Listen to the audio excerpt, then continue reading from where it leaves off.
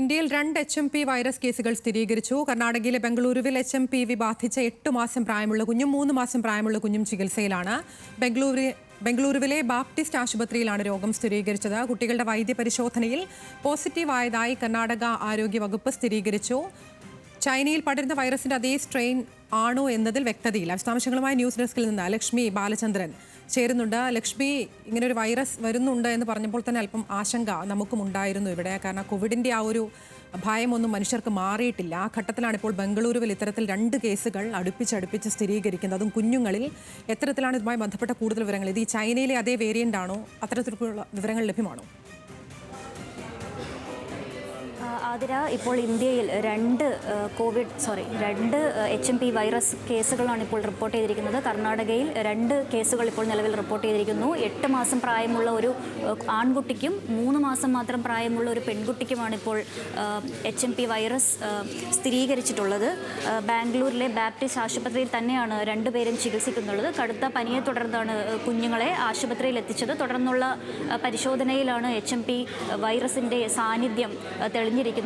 ഈ സ്വകാര്യ ആശുപത്രിയിൽ വെച്ച് തന്നെയാണ് അതിൻ്റെ പരിശോധന നടത്തിയത്. സർക്കാർ ആശുപത്രിയിലേക്ക് പരിശോധന ഇതുവരെ നടത്തിയിട്ടില്ല എന്നുള്ളത് നോക്കണം. കുട്ടിയുടെ വൈദ്യപരിശോധനയിൽ ഇത് പോസിറ്റീവാണെന്നുള്ള കാര്യം ആരോഗ്യവകുപ്പ് സ്ഥിരീകരിച്ചിട്ടുണ്ട്. വളരെ ഭീതി ഉളവാക്കുന്ന ഒരു സംഭവം തന്നെയാണ് ഇപ്പോൾ പുറത്തു വരുന്നത്. പക്ഷേ ഇത് ചൈനയിലെ വേരിയന്റ് തന്നെയാണോ എന്നുള്ള കാര്യത്തിൽ ഇതുവരെയും ഒരു സ്ഥിരീകരണം ഉണ്ടായിട്ടില്ല.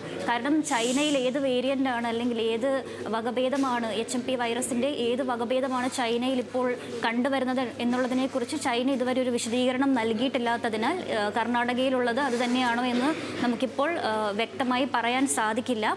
ഈ കുട്ടികൾക്ക് 2 പേരും വിദേശയാത്ര ഒന്നും തന്നെ ചെയ്തിട്ടില്ലാത്ത കുട്ടികളാണ്. അപ്പോൾ ഇവർക്ക് എങ്ങനെയാണ് വൈറസ് പടർന്നത് എന്നുള്ളതിനെക്കുറിച്ചും അന്വേഷണം നടക്കുന്നുണ്ട്. നിലവിൽ അതിലും പരിശോധന നടന്നുകൊണ്ടിരിക്കുകയാണ്. ആരോഗ്യനില തൃപ്തികരം തന്നെയാണ്. 2 പേരും ഗുരുതരാവസ്ഥയിലല്ല തുടരുന്നത് എന്നുള്ളത് ഒരു ആശ്വാസമുള്ള കാര്യമാണ്. ആതിര, ലക്ഷ്മി, അതോടൊപ്പം ഇത് ഈ 2 പേരും കുഞ്ഞുങ്ങളായതുകൊണ്ട് തന്നെ, 8 മാസവും 3 മാസവും എന്ന് പറയുമ്പോൾ വളരെ കുഞ്ഞുങ്ങളായതുകൊണ്ട് തന്നെ ഇത് എത്തരത്തിലാണ് ഇതിൻ്റെ വ്യാപനം, എങ്ങനെയാണ് ഇത് പകരുന്നത് എന്നൊക്കെയുള്ള കാര്യത്തിൽ, അല്ലെങ്കിൽ എങ്ങനെയാണ് ഈ അസുഖം പിടിക്കുന്നത് എന്നൊക്കെയുള്ള കാര്യത്തിൽ വലിയ ആശങ്ക ഉണ്ടാകാനുള്ളൊരു സാഹചര്യമുണ്ടല്ലോ. അതിൽ എന്തെങ്കിലും ഒരു വ്യക്തത, എങ്ങനെയാണ് ഈ രോഗം പകരുന്നത്, അങ്ങനെയുള്ള കാര്യങ്ങൾ എന്തെങ്കിലും ഒരു വ്യക്തത ഏതെങ്കിലും തലങ്ങളിൽ നിന്ന് ലഭ്യമാണോ? അതോടൊപ്പം തന്നെ ഇതിപ്പോൾ ഈ സ്വകാര്യ ആശുപത്രിയുമായി കേന്ദ്രീകരിച്ചാണ് ഈ പരിശോധന കുഞ്ഞുങ്ങളുടെ നടന്നതെങ്കിൽ ഇനി വിശദമായ ഒരു പരിശോധന, അതിനപ്പുറത്തേക്കുള്ളൊരു പരിശോധന ഉണ്ടാകുമോ? സ്വകാര്യ ആശുപത്രിയിലെ പരിശോധനയിൽ തൃപ്തികരമെന്നാണ് നിലവിൽ കർണാടകയിലെ ആരോഗ്യ വകുപ്പ് അറിയിച്ചിരിക്കുന്നത്. പക്ഷേ തുടർന്നും ഇത് വർദ്ധിച്ചു വരുന്നൊരു സാഹചര്യത്തിൽ കൂടുതൽ സർക്കാർ ലാബുകളിൽ കൂടുതൽ പരിശോധനകൾ നടത്താനുള്ളൊരു സാധ്യതയുണ്ട്. പിന്നെ ഇത് ചെറിയ കുട്ടികളിലാണ് ഇത് കൂടുതലായിട്ട് ഇപ്പോൾ വ്യാപനം നമ്മൾ കണ്ടുകൊണ്ടിരിക്കുന്നത്. മുന്നേ തന്നെ കേന്ദ്ര ആരോഗ്യ വകുപ്പ് ഇതിനെക്കുറിച്ച് പറഞ്ഞിരുന്നു. അതായത് ചെറിയ 11 വയസ്സിൽ താഴെയുള്ള കുട്ടികൾക്കും പ്രതിരോധശേഷി കുറഞ്ഞവർക്കും എന്തെങ്കിലുമൊക്കെ അസുഖങ്ങളുള്ളവർക്കും അല്ലെങ്കിൽ പ്രായമായവർക്കുമൊക്കെയാണ് ഈ വൈറസ് കൂടുതലായി കണ്ടുവരുന്നത്. ബാക്കിയുള്ളവരിൽ അത് അത്ര വ്യാപകമായി കണ്ടുവരുന്നില്ല എന്നുള്ളതും ശ്രദ്ധിക്കേണ്ടതാണ്. കുഞ്ഞുങ്ങൾക്കാണിത് കൂടുതലായിട്ട് വ്യാപകമായി കണ്ടുവരുന്നതെന്ന് ഒരു പ്രത്യേകം എടുത്തു പറയുന്നുണ്ട് കേന്ദ്ര ആരോഗ്യ വകുപ്പ്.